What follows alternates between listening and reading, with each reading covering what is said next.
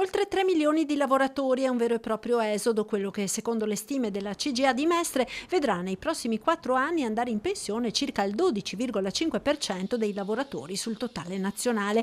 Una fuga da fabbriche e uffici che colpirà di più le regioni che hanno una popolazione lavorativa più numerosa ed in età più avanzata. Nel settore privato il Veneto si piazza al terzo posto dopo Lombardia e Lazio e vedrà 291.200 lavoratori passare dall'attività alla quiescenza da qui al 2029, con conseguenze sociali, economiche e occupazionali di portata storica per il nostro territorio.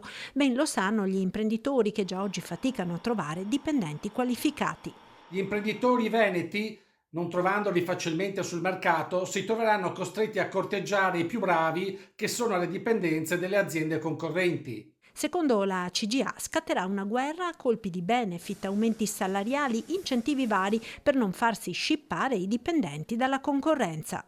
Questo scenario, già presente ora, rischia di scatenare su larga scala forme di pressione reciproca, in cui i titolari d'azienda a corto di maestranze e i lavoratori più richiesti cercheranno un accordo per ottenere a entrambi il massimo vantaggio, talvolta con modalità poco corrette a scapito di quegli imprenditori che si vedranno scippare i collaboratori più importanti.